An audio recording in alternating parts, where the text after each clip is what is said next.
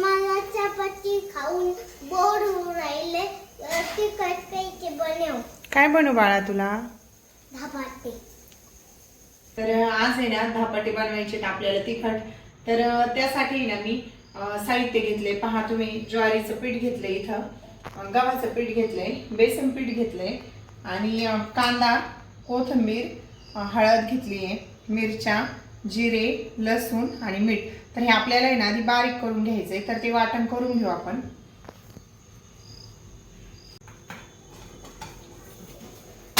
एकदम बारीक पेस्ट बनवून घेऊ.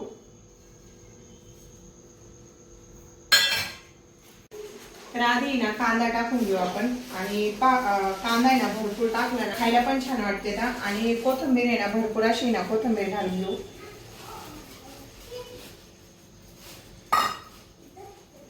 ज्वारीचं पीठ, गव्हाचं पीठ, बेसन पीठ, थोडीशी हळद.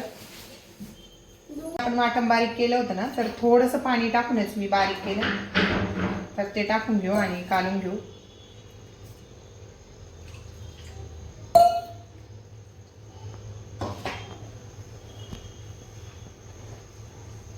आणि आखड महिना म्हणलं ना तर स्पेशल आहे ना सगळे ना आपल्या बाजरीच्या कापण्या, धपाटे आणि तिखट पुऱ्या, गोड पुऱ्या असे ना मेनू असते आखड महिन्यात. तर तुम्हाला ना व्हिडिओ दाखवलाय माझ्या आजीने कापण्या, आणि प्रियंकाच्या आजीने पण आहे ना तिखट पुऱ्या दाखवल्यात. तर म्हटलं आपण आहे ना धपाटे करून घेऊ.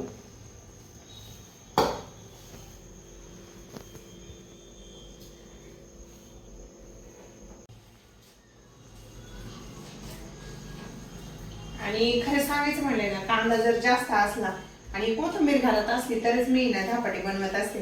कारण कोथिंबीरीशिवाय नाही धपाटे खायला मजाच येत नाही आणि खरंच छान होतात. तर माझी मम्मी, आजी ह्याच पद्धतीने ना धपाटे करते. कुणी कुणी याला ना थालीपीठ म्हणतं, पण आमच्याकडे ना धपाटेच बनवून देतात. आणि तुम्ही पाहू शकता असं ना एकदम घट्ट आहे ना पीठ मळून घ्यायचं. जास्त घट्ट पण नाही आणि पातळ पण नाही, एकदम असं करून मळून घ्यायचंय.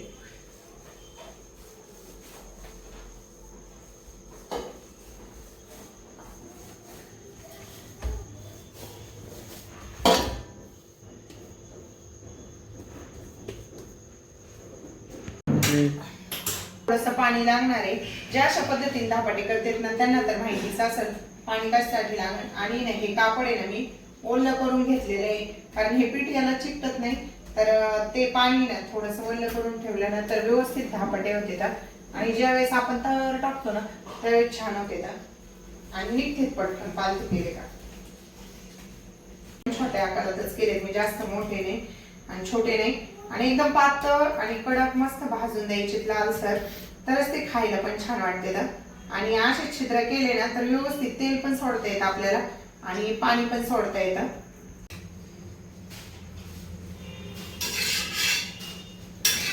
पहिलंच आहे म्हणून जास्त तेल लावते आणि तेल लावलं ना ते निघल मग व्यवस्थित.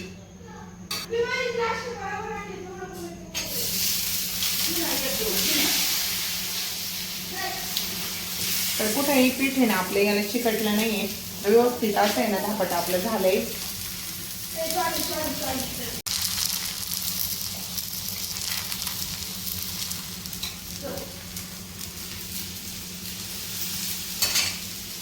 आणि थोडासा पाण्याचा चिकटा द्यायचा, व्यवस्थित होऊन जाईल ते.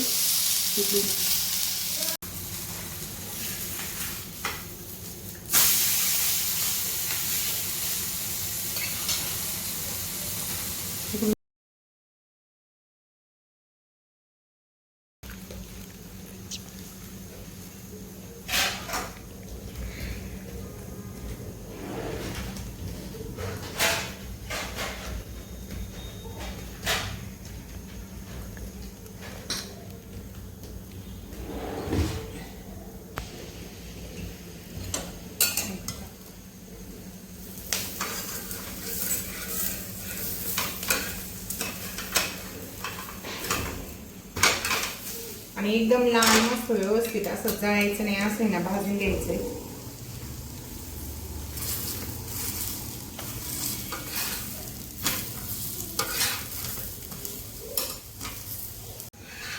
आणि तुम्ही पाहू शकता किती व्यवस्थित आणि लाल जरत आपले धापटा भाजले.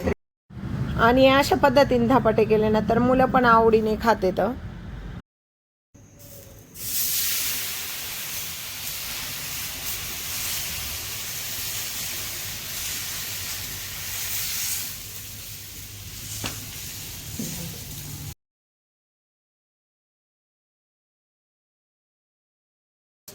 तर अशा पद्धतीने ना आपले धापाटे झाले. आणि शिवला धापाटे खायचे होते तर तुम्ही पण व्हिडिओ पाहिला असेल.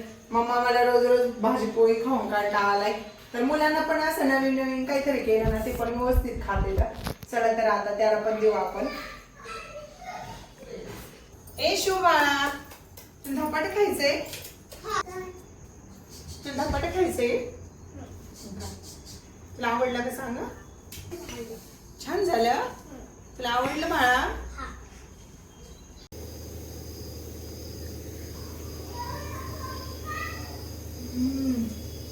चांगलंय.